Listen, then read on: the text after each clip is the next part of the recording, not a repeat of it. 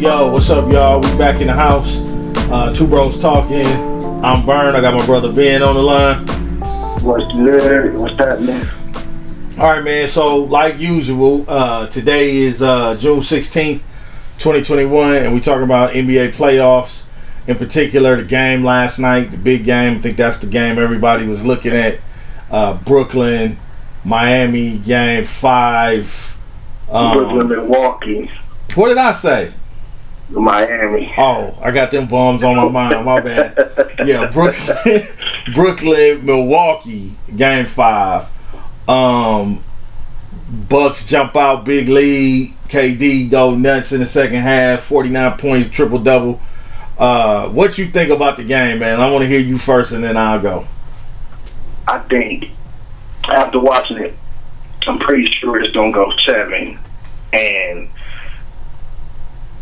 I believe the 7th game will be interesting too, as long as if Kyrie's not healthy. I think it'll be a tight game because see what happened last night as far as Brooklyn goes was interesting. Harden didn't do nothing, but Durant exploded for 49, and then the unsung hero, and see, this is what bothered me the most about today's coverage is the unsung hero, the person who is forget KD's 50, because that's what he was going to do.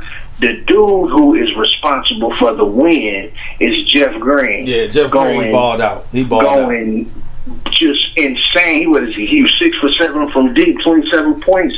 You were not expecting that from him, especially considering that Harden only had 5 points, looking like playoff Harden. And see, I forgot about him. That's why I don't have no faith in Brooklyn, because I almost forgot about who James Harden really is when the playoffs start. But that's the Brooklyn side. The Milwaukee side, and this is what hurts me the most.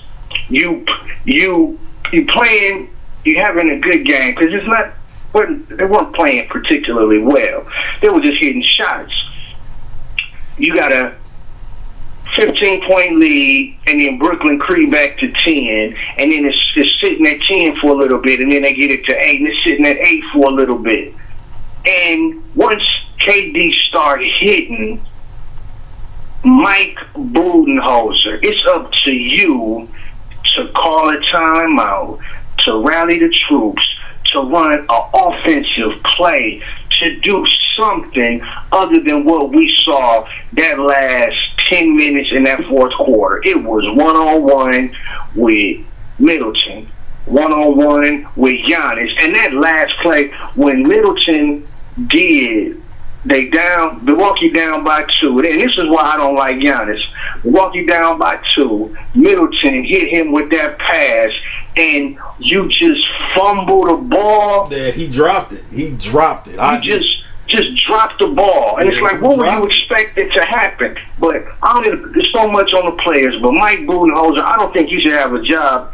No matter what Milwaukee does, I think he should be done this year, because there has got to be more to the Milwaukee Bucks than Giannis go to the hole and hope that these threes fall down.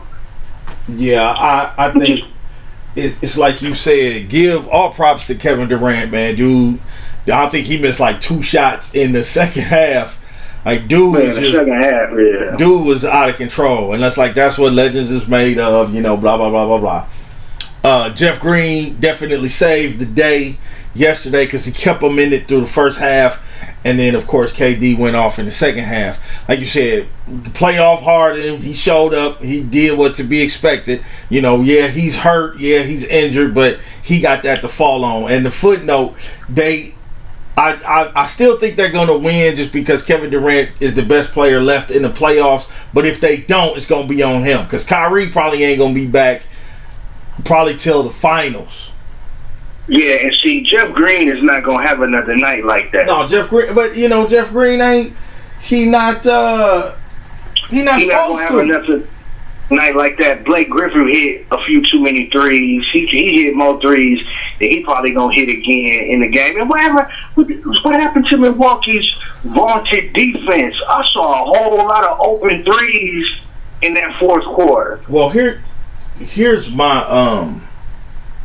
comment on the Milwaukee Bucks and what I think happened in that game. They played well in the first half. They moving the ball. They getting easy buckets. Brooklyn wasn't necessarily there in the first half. Second half, they got it up to 17, and then Brooklyn started coming. Now, like you said, call a timeout, reorganize the troops.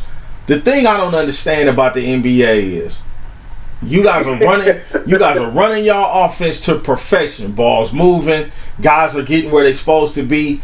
I'm gonna get on Brook Lopez in a second, but guys are getting where they're supposed to be, and we're getting easy buckets. The Nets didn't come back last night solely due to good defense. They ramped up their defense. They started playing well. They came back because Milwaukee was playing bad offense. The ball stopped moving.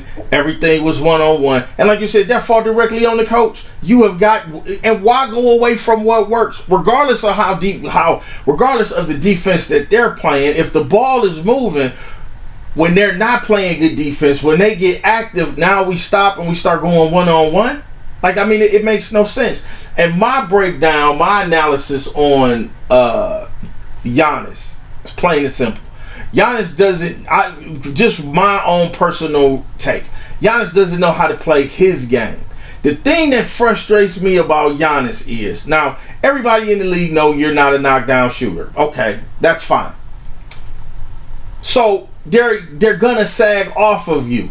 So why is it when you catch the ball, you hold the ball and give the defense an opportunity to settle in, and if you make your drive, all we got to do is shift over, potentially draw an offensive foul, because he get called for a lot of offensive fouls.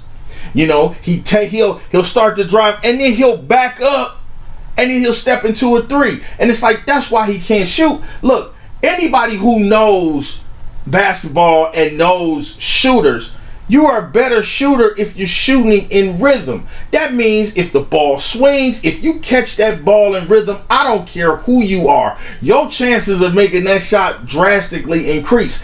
And the three-pointers that he take, they're never rhythm three-pointers. They're always stiff. They're always coming off a dribble move. And it's like, dude, that's not your game.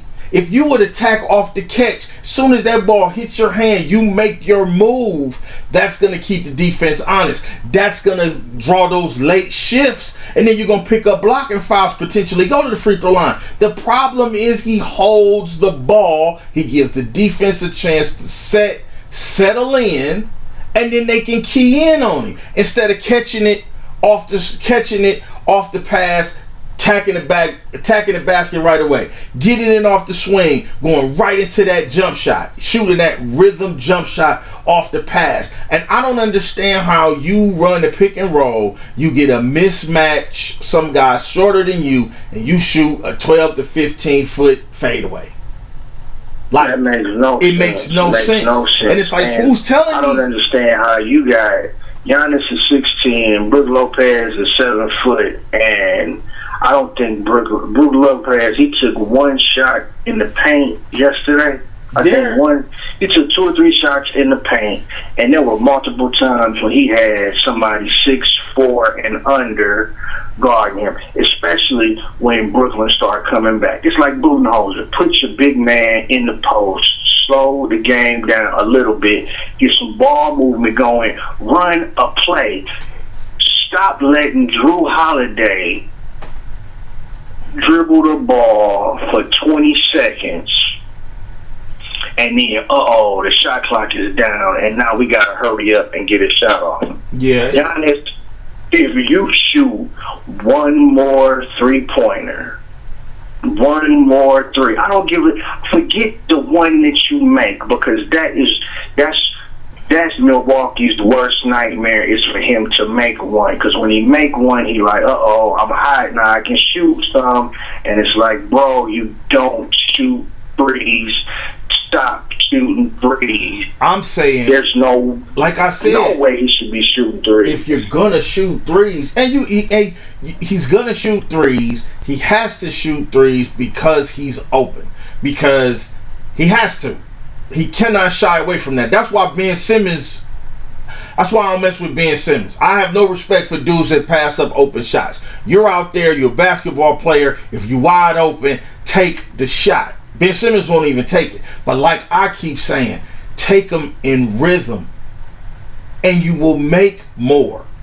You know that. Remember that shot LeBron hit against Orlando? Yeah, at least he was shot in rhythm. The one he hit way back in the day, that buzzer beater against Orlando. As soon as he caught the ball, that thing was good. He going to his left. As soon as he caught the ball and he released it, you knew it was good because it was all rhythm. It's like, dude, and nobody is telling, no one's telling him that. That's how you maximize your talent. There's no such thing as a perfect basketball player. Everybody who played the game got some type of deficiency, whether it's speed, length, strength, whatever. And you have to come up with ways to mask your deficiencies. And one of the ways for him to do it is to attack off the catch. You're not. He was at least. He killed me. It was a 15 to 18 foot jump shot, or at least shooting it consistently. It would be impossible to guard him, but he don't even shoot that consistently. Like you said, he catch the ball, he play around for a little bit, and then he try to attack the basket. But by that time, defense is set. You go right, they double you. You try to reverse left, and you turn the ball over, or you draw a charge, or the shot clock is late, and now you throwing it to who I don't even. Only Middleton, Holiday, Giannis, Brook Lopez. Who else is on the roster? Did they even play anybody else? Look. Oh, and PJ Tucker, bless his heart, because he out there putting it all in on defense. He can't get his patented baseline three-pointer off because they not passing the ball. Well, and like I said, it don't you putting the ball on the floor. We know you going to the hole. You're not gonna threaten us with a step back. Then that's why Kyrie's so dangerous. That's why Steph is so dangerous when they put the ball on the floor, because they can create space, shoot it, or they can fake like they create space and then go around you. Giannis, you going to the basket. You're going to the hole. So trying to get an ISO thing. Those are my bad, right quick. If you look, how many times did Durant get the ball inbounds and then just go straight to the rack? Look, get the ball out of Durant's hands immediately. If Jeff Green continue to hit threes, it is what it is. If Blake Griffin is hitting threes, it is what it is. But I am not letting Durant go coast to coast and get a layup. Yeah, Budenholzer got to get his stuff together, man. Like, because I think the Bucks gonna win Game 6. I think being at home, I think the Bucks are gonna win Game 6, and it's gonna come down to 7. They at home. They at home. Brooklyn is. Durant played he played 48 minutes last night, and Harden. See, this is where Nash is gonna mess up too. It looked like a lot of that Mike D'Antoni is rubbing off on him. There's no way Harden should have played 46 minutes last night. It's like, and he's coming off an injury, right? Well, but he played 46 minutes. Durant played 48 minutes. Yeah, the likelihood of them losing tomorrow is high because they tired. That was fear, man. He was like, nope, I'm going with my dogs, and I don't care what happened. Like that. That's how Dash approached that game. All right, so tonight we got who is that? Philly and Atlanta. I don't understand the Philadelphia 76ers. I don't understand that conundrum that is Philadelphia. So we got Philly. And I think it's Doc Rivers, but we got them and then Utah and the Clippers. And you heard that Kawhi Leonard tore his ACL and he done. Oh. Yeah. He when did that news come out? They broke that this morning. So yeah, when did he do that, in practice? I don't know. I think they said he might have did it in the last game. I don't know. And did you hear that Chris Paul got COVID and he got COVID protocol? I heard he got COVID and he on protocol. Yeah, but that don't matter if Kawhi is gone. Well, yeah, I guess it do matter. It all matters. He gonna meet, but that's the week's quarantine, right? Yeah. But he may not get to play. He could miss the first 2 games of the conference finals. Yeah. Depending on how long this Utah series goes. Well, it's over now. Utah gonna win without I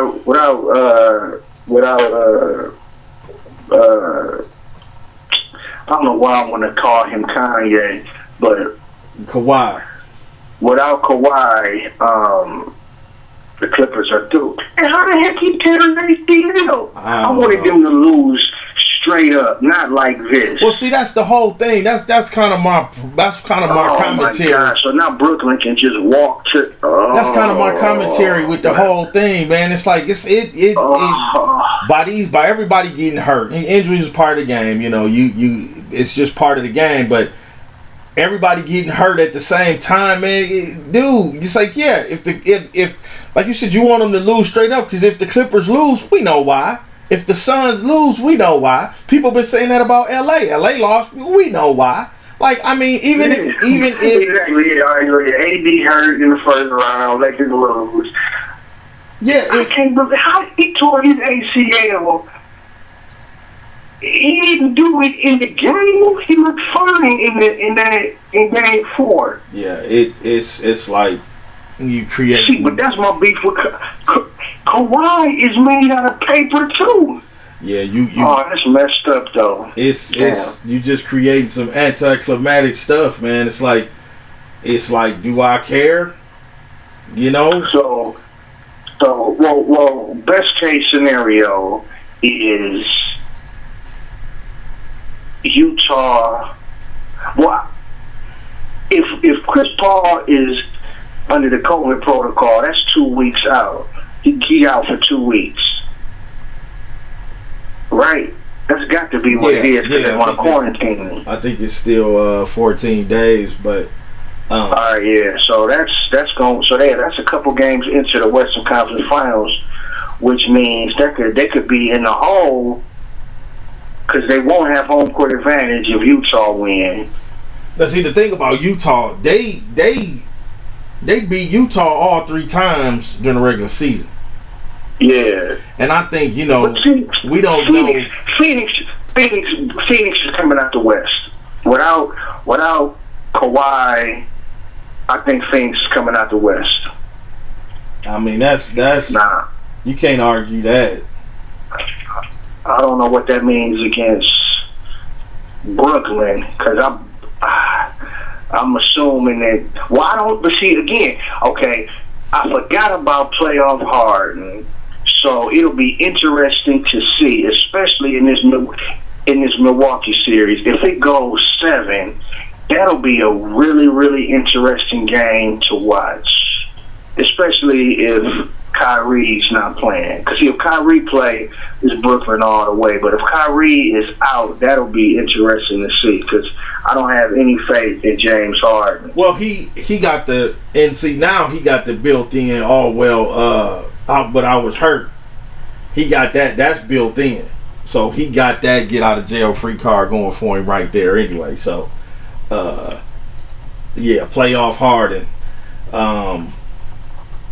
Yeah, dude, I don't know, man. Like I said, all these injuries is really hurting it. I mean, and I've been enjoying it. But I'm going to tell you one team. The one team that's really hasn't been affected by the injury bug, I know that they saying Joel Embiid might be hurt. But, man, Philadelphia, man, I can't get behind them dudes, bro. I just can't. And I'm going to tell you why. I'm going to tell you why. To back the 76ers. And this is the main constructed. It's the main reason why. Like I said, despite the fact that Ben Simmons is just annoying, that we can have a dude in the NBA who it ain't even that he can't shoot, he won't shoot. Like that still boggles my mind. But despite that, despite Joel Embiid's up and down, all that other stuff, my main vein against the Philadelphia 76ers is Doc Rivers. If there's a coach on the sideline who just for whatever reason can't seem to get it together, it's that dude right there, man. Like, dude, like, bro. And I mean, like, was KG, Ray Allen, and Paul Pierce that strong? Because you gotta remember, even the Celtics went 7 games in the first and second round that year they won the championship. Like, I mean, Doc Rivers, man. And they only won one, and that was a 7-game series. And they got back and they lost the next year. They did lose in the finals, but they lost. But think about who was on that team. They had a veteran, Kevin Garnett, who had been there, done that. He maxed at the Western Conference Finals. A veteran, Paul Pierce, who had been there, done that, who maxed at the Eastern Conference Finals. A veteran, Ray Allen, who again been there, done that, who also maxed at the Eastern Conference Finals. So they had a lot of experience, and then they had young, I don't give a damn, one of the best floor generals of all time. They had young Rondo running the team, and then they had vets all on their bench. They was full of veterans. Yeah, man, so I think that helped Doc get over. Now he don't have enough veterans to help him get over. Nah, man, like something ain't right. Something ain't cracking. And like I said, man, I cannot go with them, man. I mean, I feel like they'll put up the best fight against against the Nets, obviously. But I'm just not sold on those dudes, man. Like I'm just not. If it's me, perfect world, perfect scenario, I would love to see Phoenix, Atlanta. Because I want to see something new, like Phoenix, Atlanta, Utah, Atlanta. Like, yeah, man. I wouldn't be shocked if Atlanta beat Philadelphia. I would not be shocked. Like, I don't think Utah is going to beat Phoenix, because I don't think Donovan Mitchell is healthy enough. He's not healthy enough to beat Phoenix. Yeah, well, Phoenix just got to give CP3 some time. And they got to give him time to get back. They got to give him time to heal. I mean, he'll get over that COVID stuff. Dude took the Pfizer vaccine too, and still got it. Yeah, no. I didn't think he had it. I thought he broke a COVID protocol. No, they said he tested positive. Oh, shucky ducky. Yeah, so he out till he get good, and then it's a bad beat all the way around. But that sucks. Well, yeah, that would stink that's messed up.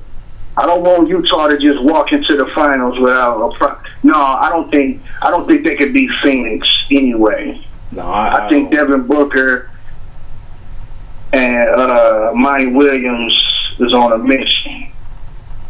Well, they'll get Chris back in 14 days. That's the hope. And they got time, right now they got time to game plan without Chris. Yeah, exactly. They got plenty of time because Utah got to win 2 more games. So that's another, I think that put him at like day 5, something like that, possibly. Yeah. If you count today as 1, tomorrow, if they play game 6 on Sunday, that put him at 4 to 5 days. Yeah, so they gotta let him. Oof.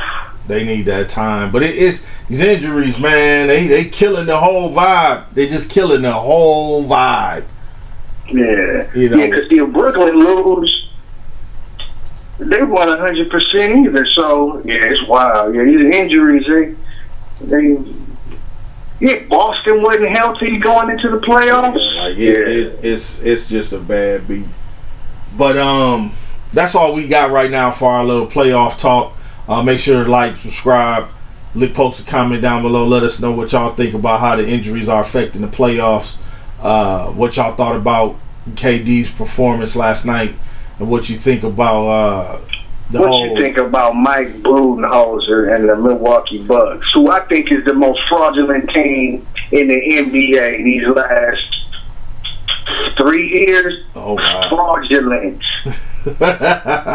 Yeah, man. But let us know what y'all think. Post it down below, and we'll be back at y'all real soon. But for right now, peace out. Peace out. I want to thank you, brothers and sisters, for a very lovely evening. Never have so few owed so much to so many. Good night.